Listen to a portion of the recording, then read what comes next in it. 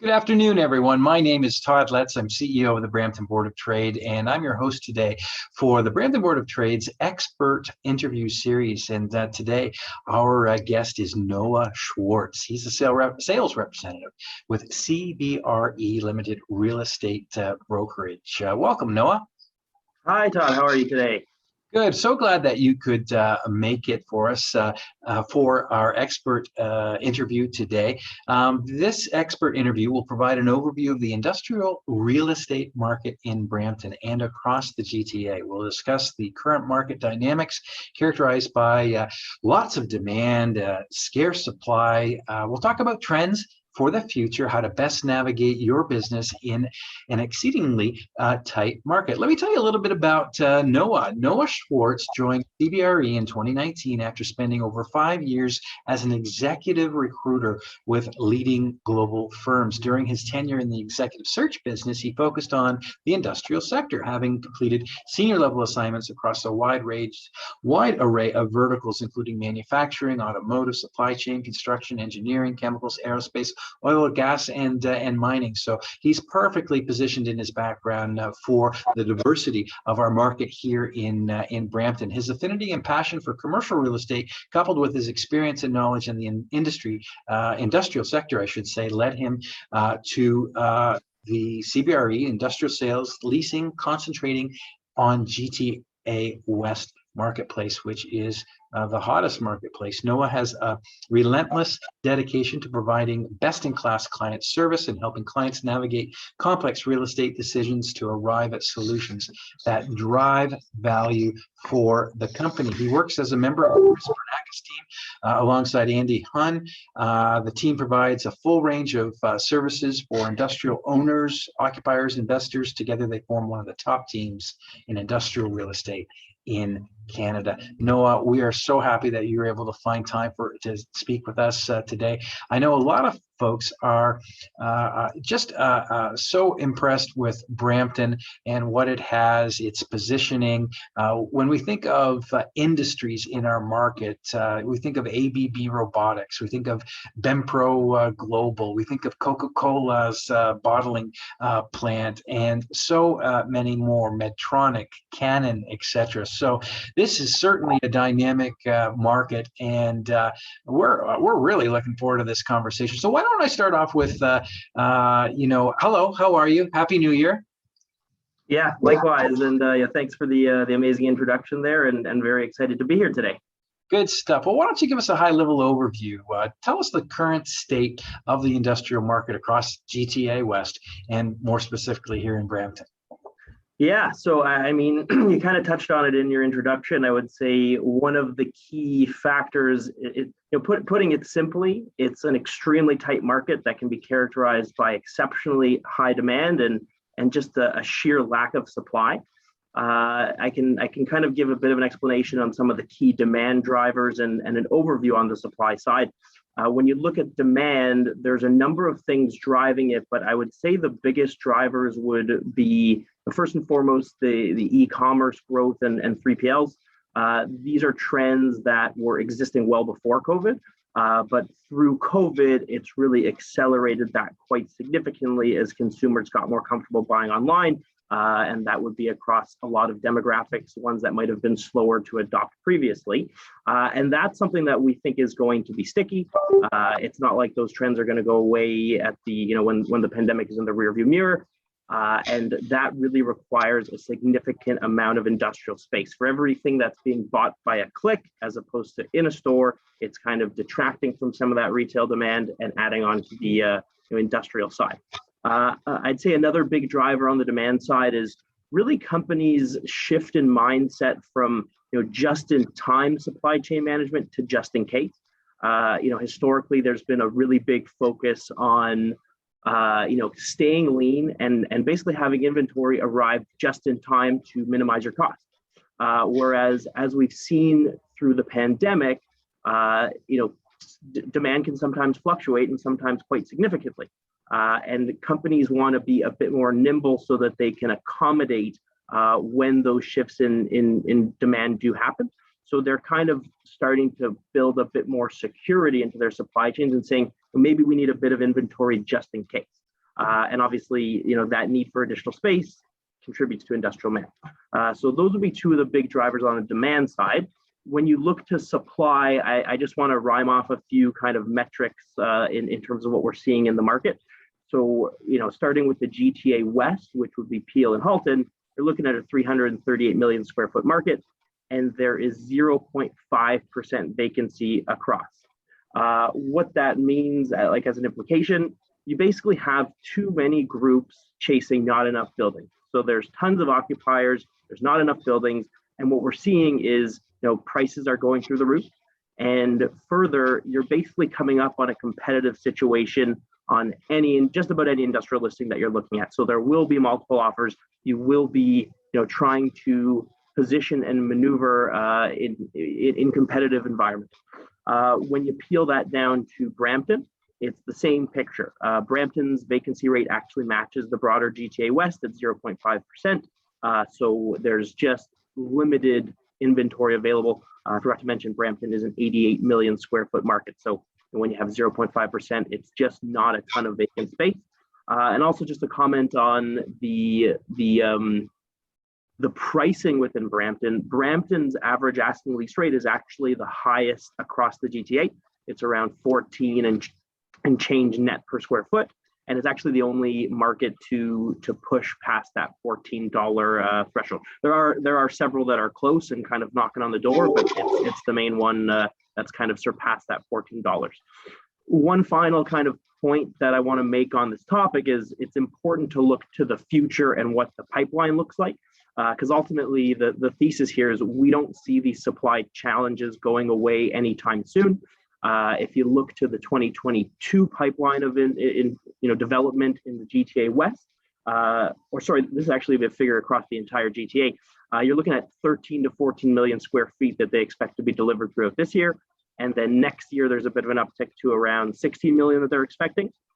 And it's not a takeaway from the significance of that. It's not an insignificant amount of space to deliver by any stretch of the imagination. But when you look at the broader picture of an 807 million square foot market here in the GTA, 16 million is still a bit of a drop in the bucket. It's not going to move the needle. And these are conditions that, again, we just don't see the supply side challenges going away, at least in the short and medium term. Thanks for that overview.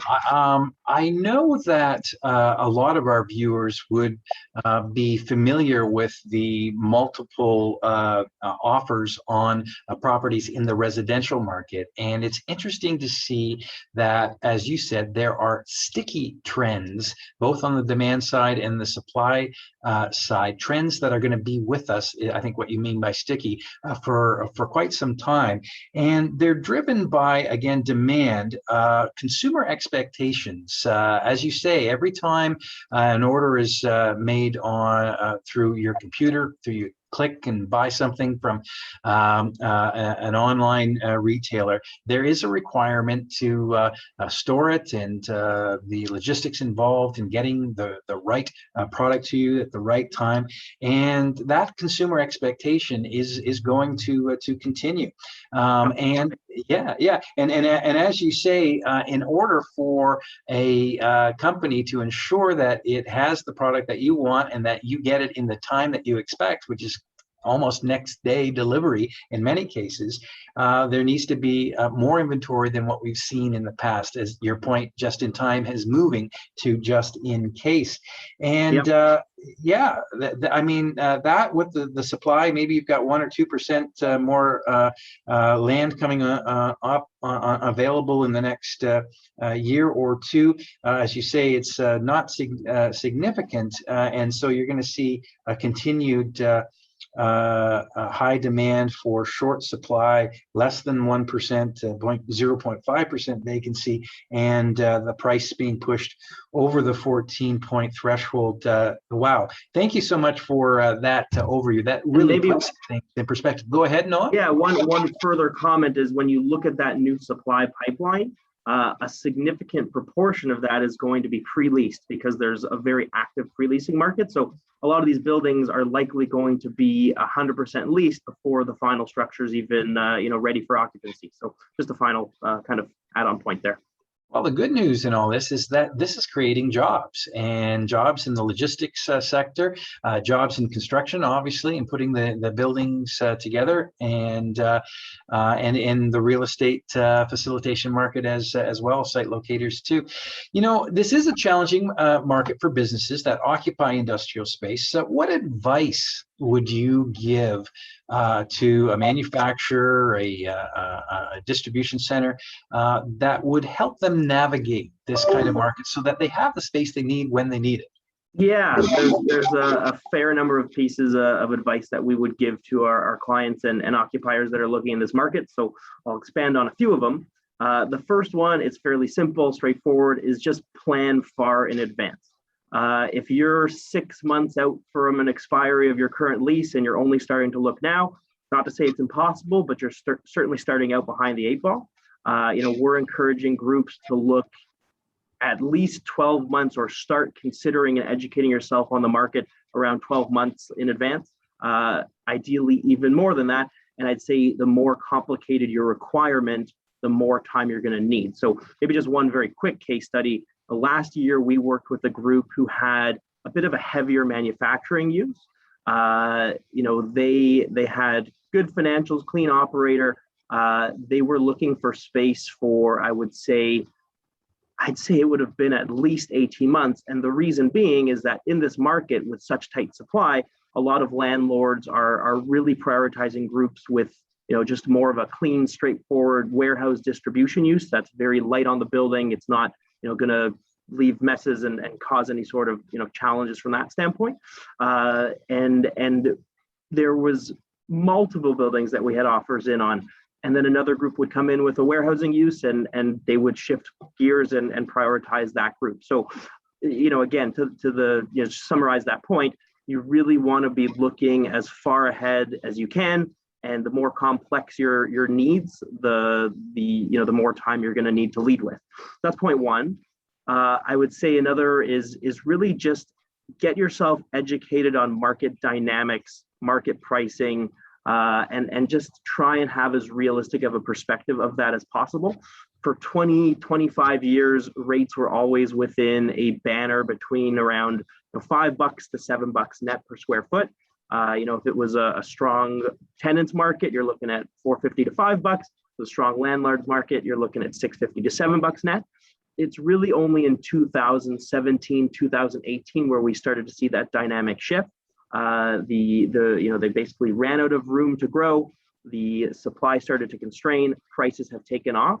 And in the past year, you've seen rates go up in the past 5 years, you've seen rates roughly double, maybe even a little bit more than that. So tenants and occupiers are dealing with sticker shock, right? So they negotiated something 5-10 years ago. Their rents were significantly lower, and now they're coming to their expiry and they're seeing rents that are over double, and their jaws are just kind of hitting the floor saying, how can we justify that?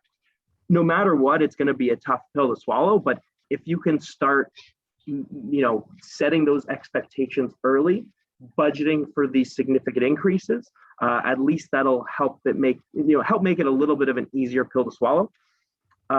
Maybe another one or two pieces that we tend to share with occupiers is cast a wide net in your search. You really have to distinguish between what's a need to have and what's a nice to have. If you start putting too many filters down and saying we need this and we need this and we need this, you're going to come back with not a whole lot of results. Now, if something is mission critical to your business, you have machinery that's taller than 18 feet, so you need taller clear heights, and obviously those are going to be need to have. But the other items, try and understand that there's going to be some form of compromise, some sort of trade-off that you're going to have to adjust. You're just unlikely to find something that's going to check every single last box. And then maybe, the final one here is I would say really pick your battles when it comes to negotiations. In a more balanced market, you have a bit more leverage to push on certain items. What we're sharing with clients in this market is sometimes the win is actually just securing the space, beating out the competing offers on it, not necessarily grinding down an extra few cents on your rent or getting a free month additional rent. Like in this market, some things you may not love, but you just have to accept. If there are things that are mission critical that are key requirements for you, then obviously you're going to need to push on those items. But if you just expect you're going to go into negotiation and aggressively push on each thing, there's a good chance you're going to risk losing the space in doing that. So those are a few pieces. There are others, but I'd say those are some pretty key ones. I think it's very wise advice, Noah, and thank you so much for that. Essentially, again, summarizing, because of the change in market dynamics, planning ahead is so important. And that's a challenging thing for a lot of manufacturers to do, given the supply chain disruptions and the operating restrictions that have been in place associated with COVID. But the earlier that they can plan, the more they can change their frame of reference from their last industrial deal that might have been outside of that 5-year horizon, because as you say, the rates have doubled, to be balanced in their negotiations and to cast a wide net. To be that, I think that's great advice. You say have a need to have list and a nice to have list as well.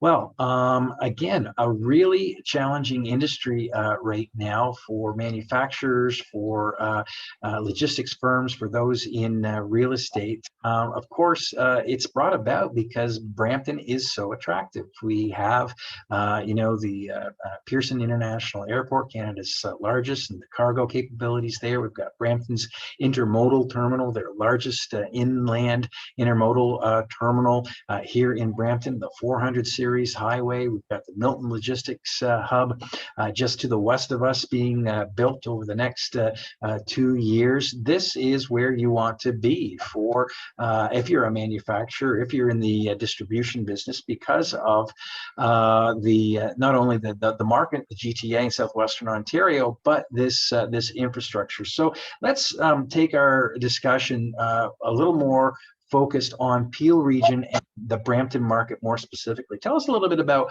the relative attractiveness of Peel and Brampton to other jurisdictions, and what are the key selling points compared to those other jurisdictions? Yeah, that's a great question. And I would say two of the most important distinctive features would be the labor piece and the transportation piece. So when you look to the labor side of things, Brampton has one of the largest, I think the 4th largest labor force in Ontario, 320,000 members roughly, and very highly educated labor force. When you look beyond that, it causes significant operational challenges.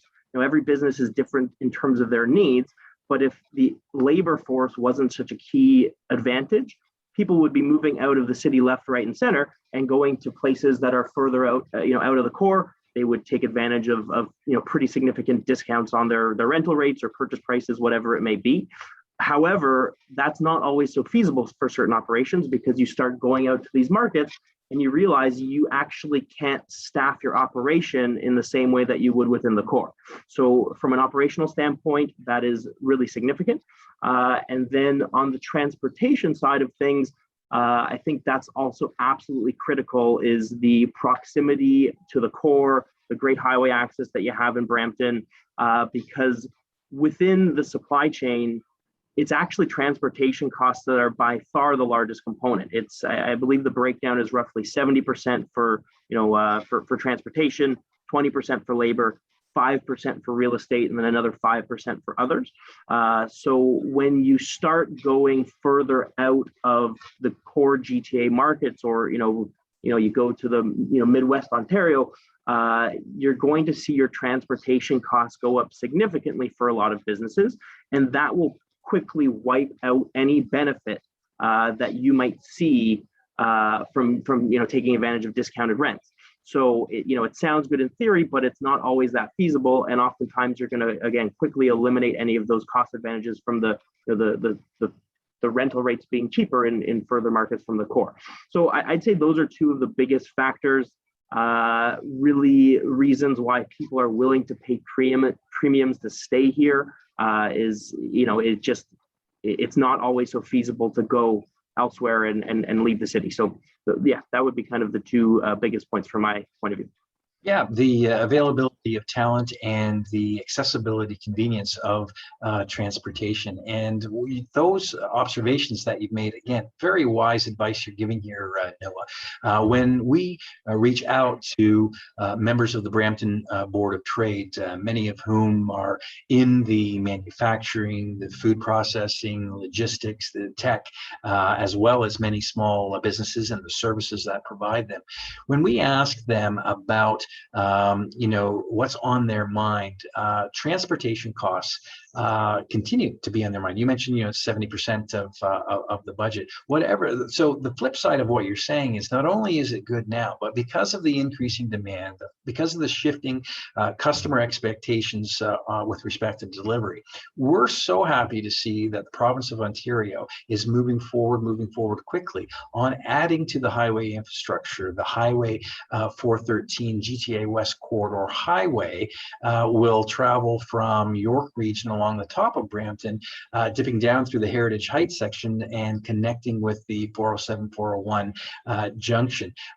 That's still a few years away, but it's good. Again, when you're asking and giving advice to manufacturers and site locators about planning ahead, they get increased confidence in knowing that more infrastructure is going to come that will help them serve their customers better, not just today's customers, but again, the high expectations and demands of customers of the future as well. So I guess what I want to ask is what else can governments do? I gave one example there, the provincial government in Highway 413.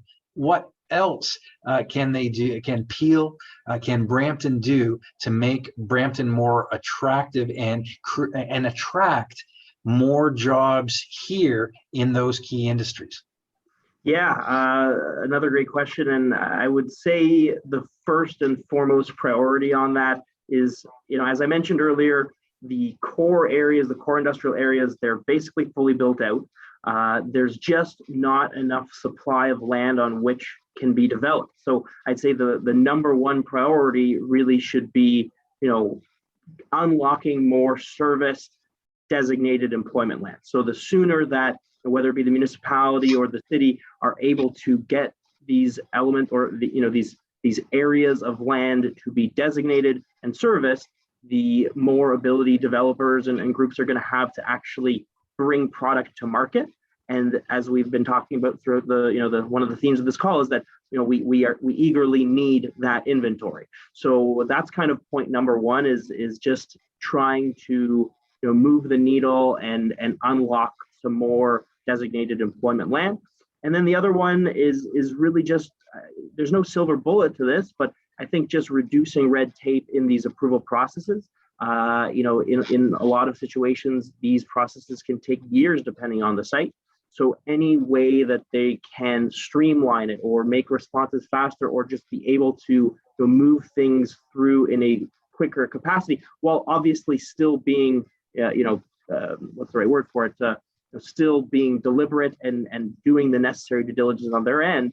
But if there were ways to, kind of tighten those timeframes, I think, again, it'll just allow developers to bring product to market in a more speedy way, and we need the product. So those are two items that I would kind of touch on there.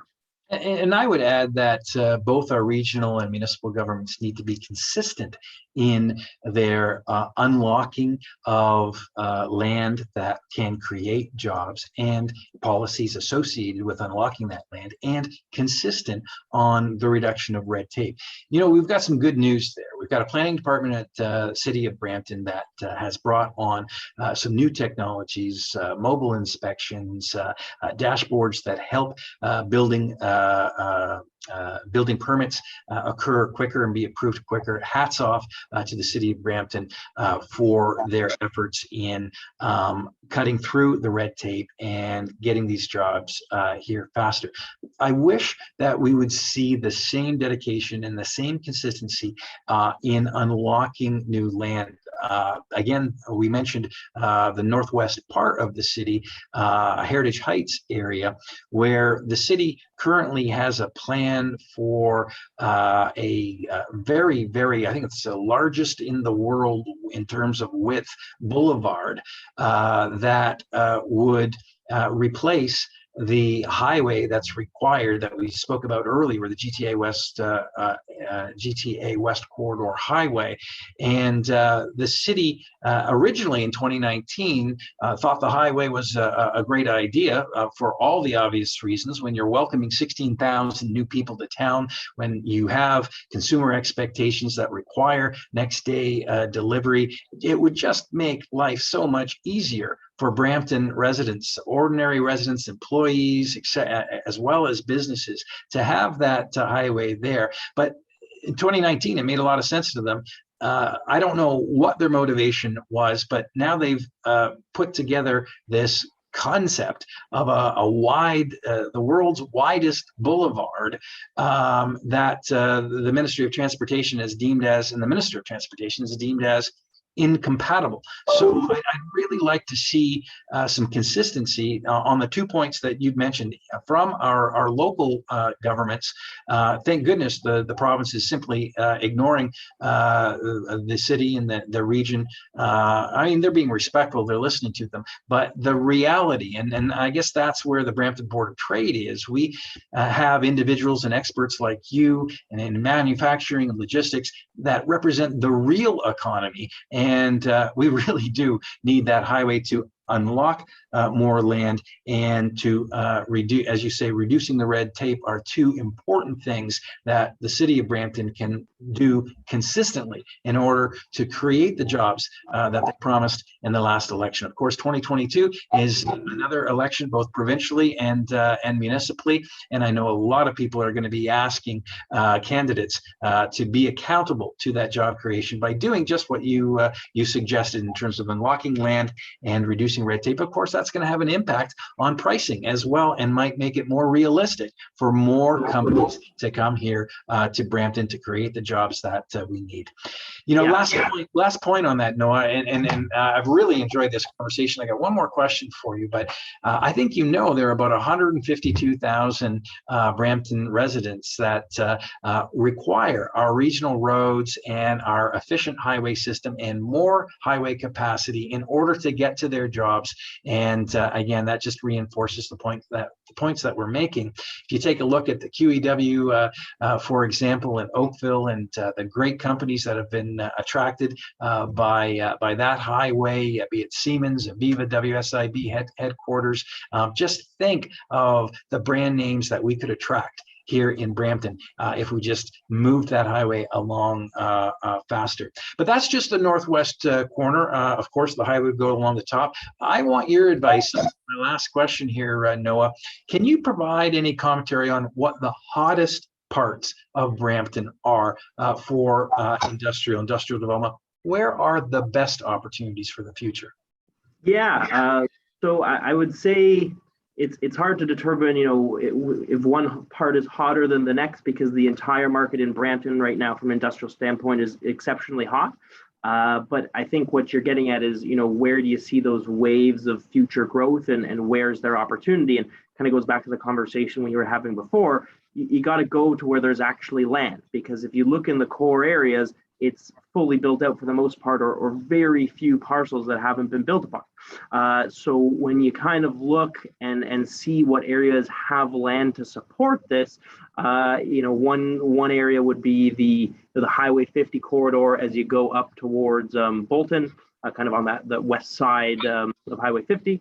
The other one would be Highway 410 corridor as you start approaching the border with Caledon. There is some land there that could potentially have some opportunity, and then another area where there's a fair sized swath of land that's underutilized is just on that far west border, kind of in between Winston Churchill and Mississauga Road along the 407.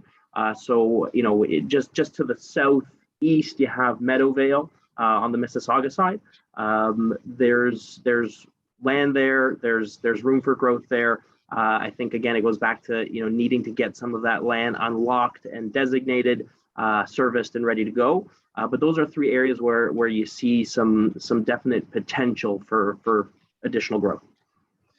Well, that's great, Noah. Thank you so much for being so clear in your responses today with respect to not only an overview of the market, but some relative comparative advantages that we have here in Brampton and what we need for the future as well. I think this has been very informative, very helpful for our viewers today, for manufacturers, for those site locators that are looking at assessing Brampton in the future.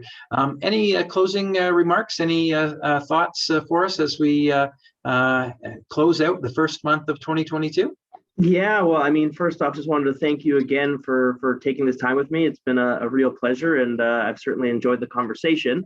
Other than that, I mean, I'm easy to reach. If anyone has follow-up questions on this conversation, wants to talk about the market, I'm very reachable. It's noah.schwartz@cbre.com. So feel free to reach out if you want to continue the conversation. Well, that's wonderful, Noah. Thank you again so much for your time. And thank you to our sponsors, sponsors that allow these expert interviews to occur: CN, Deloitte, Goodison, and Toronto Pearson. We appreciate very much your support. 2022 is moving very fast, and Thursday, tomorrow night, we have our winter mixer. It's an opportunity for you to meet members of the Brampton Board of Trade, get to know our board of directors a little bit more as well. Donna Fagan-Pascal, VP with Dynacare, Daniel Lewis, a wonderful tea merchant, entrepreneur, and of course, Michelle McCollum from Sheridan College, our past president, and all of the members of our board. That's tomorrow night, 5 to 7. Again, it's virtual as we get through the final week of lockdown, and let's hope it's the final week. I want everybody to stay safe, and we will have fun. We will have some fun facts tomorrow night between 5 and 7. I see that the team has put up the link in our chat, and you can also get that by visiting bramptonbot.com. This month, we started a really important conversation with the leaders of Ontario's provincial political parties. We had a wonderful conversation last week with Andrea Horvath, the leader of the opposition, official leader of the opposition, the leader of the NDP. Next week, on the 28th, we have a conversation with Stephen Del Duca.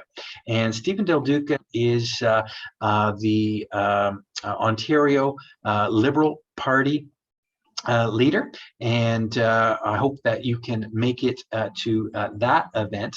And as well, we will have Mike Schreiner of the Green Party on February 24th, and the Premier will be joining us in March. So stay tuned, keep visiting bramptonbot.com to attend those events. On February 8th, please join us virtually again for State of the City. This is an opportunity for you to hear the amazing vision of Mayor Brown, an update on the initiatives that he's brought forward, City Council has brought forward, and the exciting future that we have together. And hear from the private sector, from the chair of the Brampton Board of Trade, Donna Fagan-Pascal, on what leadership we all need to bring in order to get the most out of 2022. So that's February 8th.